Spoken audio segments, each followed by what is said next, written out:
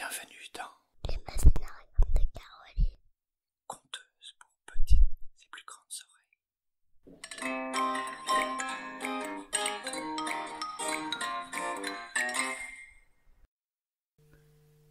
Prenez place, je vais vous raconter À la recherche d'un œuf de soleil de Charlotte Grossetête, illustrée par Delphine Vaufray.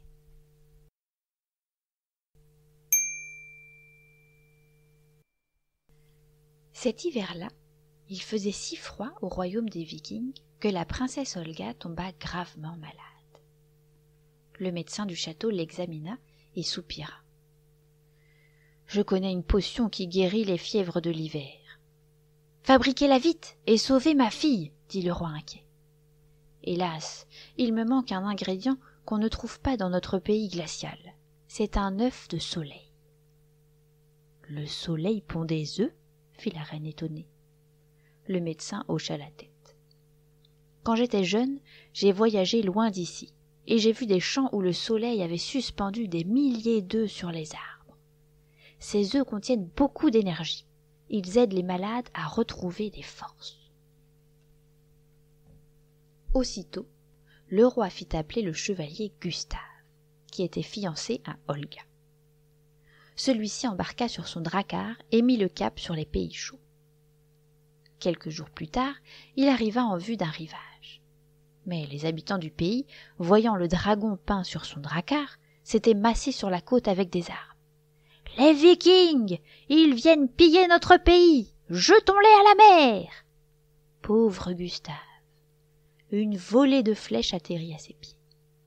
Vite, il enleva sa chemise et l'agita en guise de drapeau blanc. « Je viens juste chercher un œuf de soleil pour guérir ma fiancée !» cria-t-il. Alors, les habitants le laissèrent débarquer, très étonnés. « Nous n'avons jamais vu d'œuf de soleil. Il faut que tu ailles plus au sud. » Le chef du village, qui avait bon cœur, donna à Gustave son cheval le plus rapide.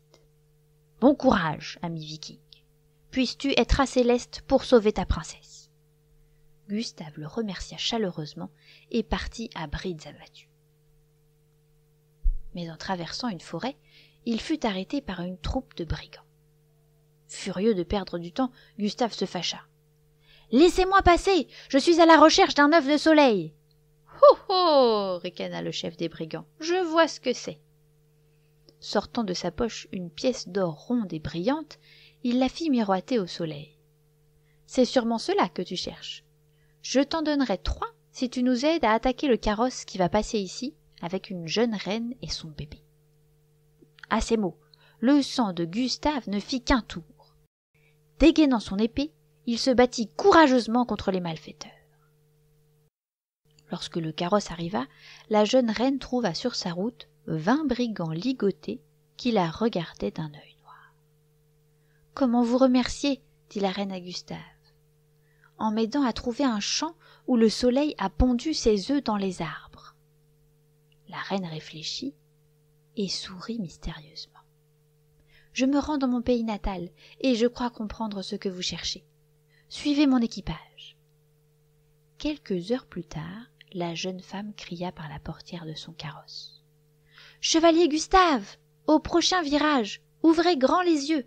Nous arrivons chez le roi, mon père. » Gustave obéit. Devant lui surgit un château. Tout autour des remparts, il y avait une mer d'arbres où brillaient des œufs d'un jaune lumineux. Le viking poussa un cri de joie. La reine sourit. Les citrons sont connus pour redonner la santé aux malades. Le soir même, Gustave était prêt à partir pour son royaume sur un bateau de course que lui avait offert la reine. 3 citronniers se dressaient à l'avant du navire. « C'est à mon tour de vous remercier, mais comment ?» dit Gustave. La reine se mit à rire. « Vous ne me devez rien. Grâce à vous, quand je regarderai un citronnier, je rêverai toujours qu'il porte les œufs de soleil.